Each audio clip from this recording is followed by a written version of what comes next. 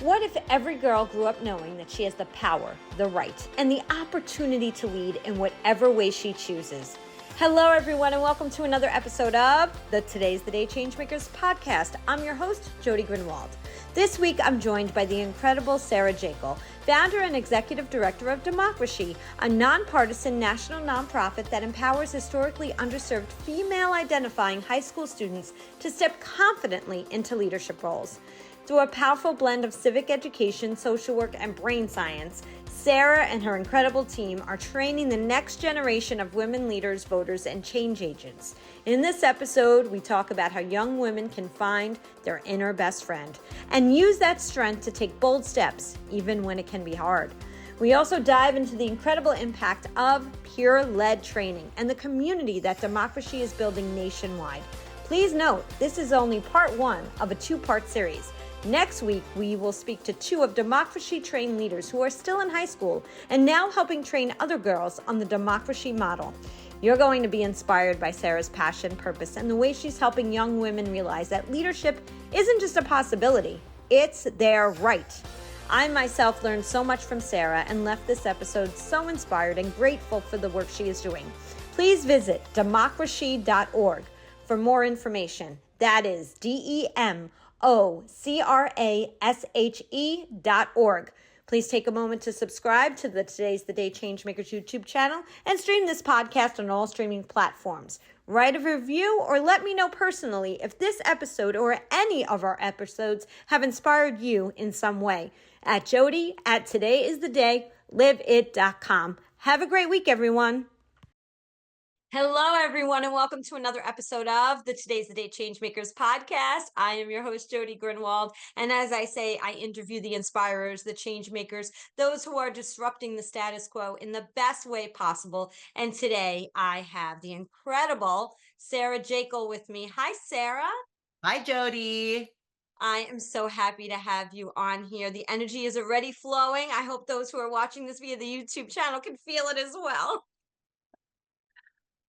I am going to read, Sarah, just a little bit about your bio because I know once we get started talking, we're not going to be able to go back to that bio because of the great energy that we're going to have in this conversation. So let's start with Sarah is the founder and executive director of DemocraShe, a nonpartisan national nonprofit empowering historically underserved female identifying high school students. DemocraShe trains teen girls with the right social work and public policy skills to both step immediately into concrete roles in civic leadership and also launch critical early pipelines of women leaders, voters, civically engaged citizens, and future elected officials. And we truly do know how important that is. Sarah's unique inclusion of brain science in young women's civic leadership training helps young women overcome the barriers on a woman's leadership journey and successfully step into leadership in any area that interests them while knowing running from office is their birthright. Running for office is their birthright. I want to say that again. With her vision, DemocraShe fosters the next generation of leaders who will shape a more inclusive and just society. Previously, Sarah served as the Get Out the Vote director for the California National Organization for Women and as the National Outreach Director for Field Team 6, leading efforts for mobilizing women and innovative voter registration. Empowering women to hold political office has been an interest since Sarah's first interned at the Women's Council of Democratic Senatorial Campaign Committee in college. Sarah could go on and on. There's so much here. Just the power of when I'm reading it and I'm listening to it at the same time, right? As I love to do. That's why I don't read it very much beforehand. And I feel the power in it and your excitement in the writing of what you did in your bio. So let's talk about this. Where did this deep-seated feeling of really wanting to take hold of helping young women put themselves out there, where did that stem from? I have to start there because there's so much power in what I just read. You so much, Jodi, not only for the question, but this whole podcast and the work that you do. It's a windy journey, right? So I started out in direct service with our unhoused community. I was working with people who are experiencing homelessness, who are coping with mental illness. And it made me so angry that I went and got a master's of public policy because I wanted to fight for that community. And then I missed the people I worked with. So I went back and got a master's in social work. And I was a military social worker. USC uniquely had this program, and military social work at the time were the only people looking at trauma and how its impact on the brain prevents us from reaching our full capacity. And I was originally interested in that, specifically around our homeless community, because I didn't think we were really taking into consideration the impact of trauma. 2016 happened. I decided to become a social worker for the country because I saw very much that these issues I cared about were being reflected in our elected office. And so I launched into that. And as I worked with young women on my teams for, doing voter registration and tried to recruit women candidates and saw their experience, I very much took a step back, Jodi, because what I was looking at reminded me of the work I had done as a military social worker. So, especially with trauma and the brain, right? One of the things our brain is looking at every day in every interaction is like, should I be afraid of this or is this safe? It's like our most basic situation. And the brain wants to keep you alive. It does not care about if you're happy, it just wants to keep you alive. So it wants you to stay in your what it describes as your comfort zone, right? Where it decides you're safe and it's understood. It's not new, it's not upsetting, it's safe.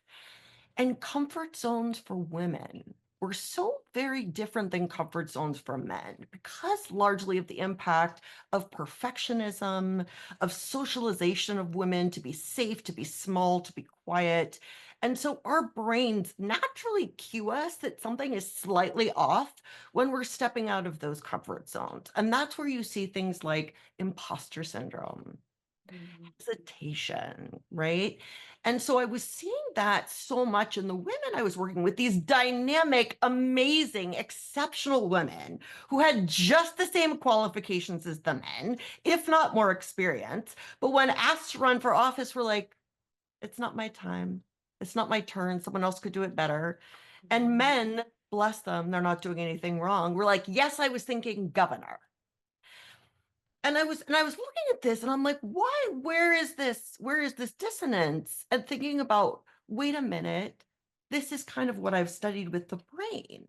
This is what I've studied with how our brain looks at the world and evolves. And I've actually trained up in skills to reorient us to safety. And this starts getting very like scientific, right? With the brain and science. I could talk about the amygdala, but really what it comes down to is we blame ourselves as women for not being strong enough. We're not good enough feminists. Why do we hesitate? When really it's just the way the brain has evolved to try to keep us safe. This is evolutionary from our cave women ancestors, right? When this was adaptive. And we have the same brains. So if we know that and we can identify it, we can use the decades of research, evidence based research to help brains overcome these different types of identifying fear and safety, put them into how we train our women civic leaders and set them up when they get offered the chance to run white to say, yes, I was thinking governor. Oh my gosh. Wow. And I know you didn't rehearse that because and that was so powerful. I'm just still sitting here thinking, you need a bigger stage.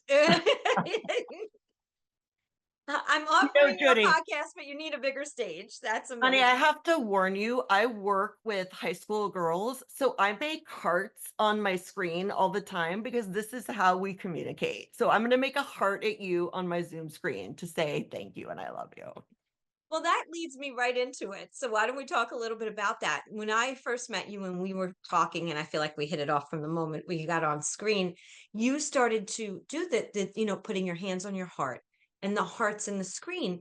And I'm thinking to myself, I do that too sometimes. I put my hand on my heart when somebody says something that touches me, right? And I could feel it. I feel it in here. But sometimes I feel self-conscious about doing it because I'm like, especially going back to what you're saying, if you're filled in a room with men who are like very strong, they're not doing that, right? So it's kind of like this boundary that you feel like you have to be that imposter. All the words you said, all the keywords you just said. But I know that when you do that and when I do that, it means that we've been touched by something, right? Something's heart centered.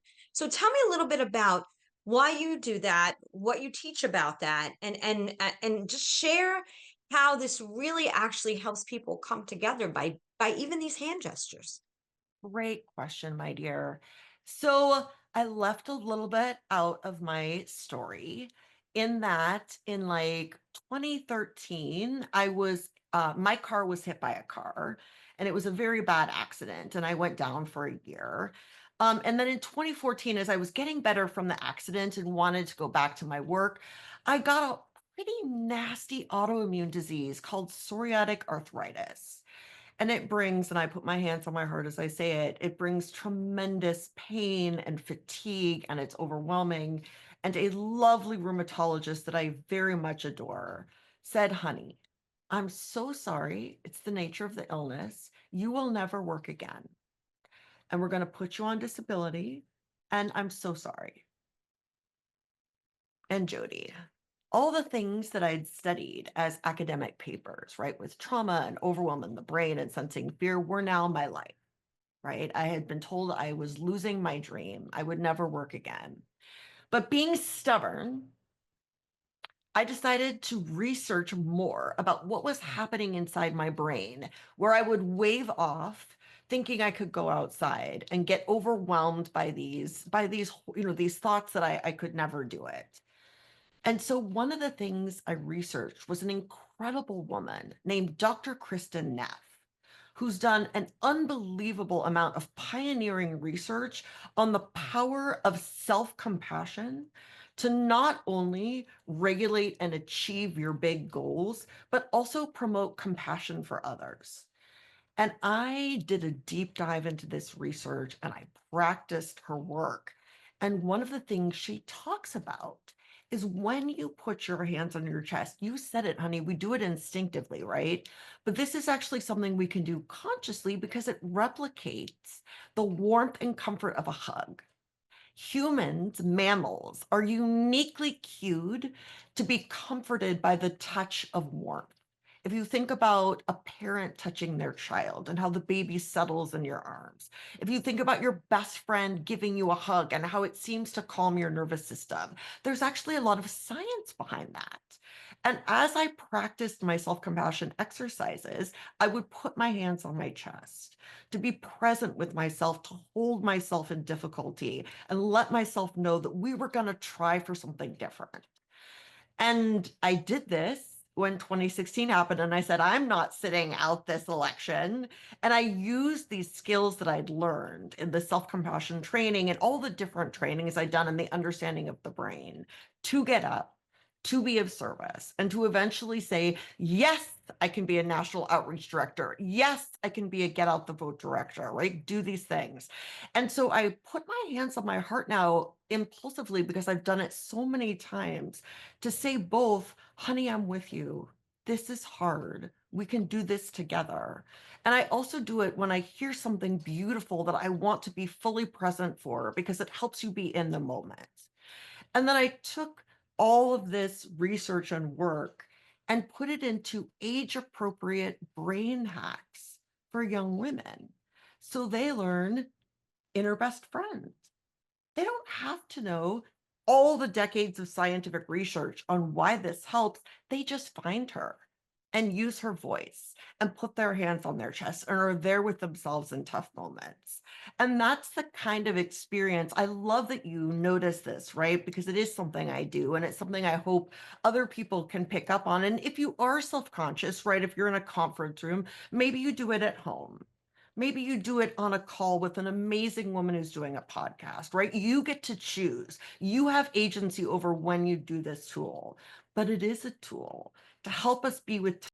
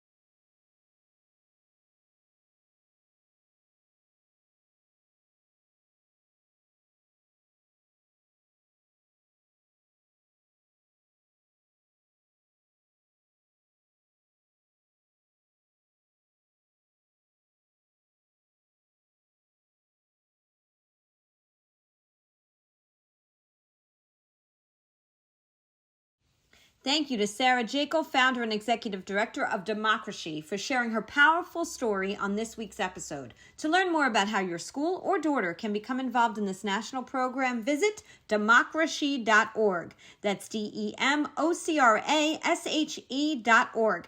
Don't miss part 2 next week as we welcome back Sarah and feature 2 incredible young leaders who have taken part in the DemocraShe program. This is a conversation you won't want to miss. Subscribe to the Today is the Day Changemakers YouTube channel and follow us on Instagram and Facebook at Today is the Day Live It. Also, you can stream this podcast on all streaming platforms. Stay tuned. We're so excited that we're about to launch the Today is the Day Changemakers Connective, a global community for professionals at every level with mentorship, expert-led workshops, and the chance to connect with changemakers from around the globe. This platform is where inspiration meets opportunity. Let's grow together beyond boundaries and borders. Have a great week, everyone.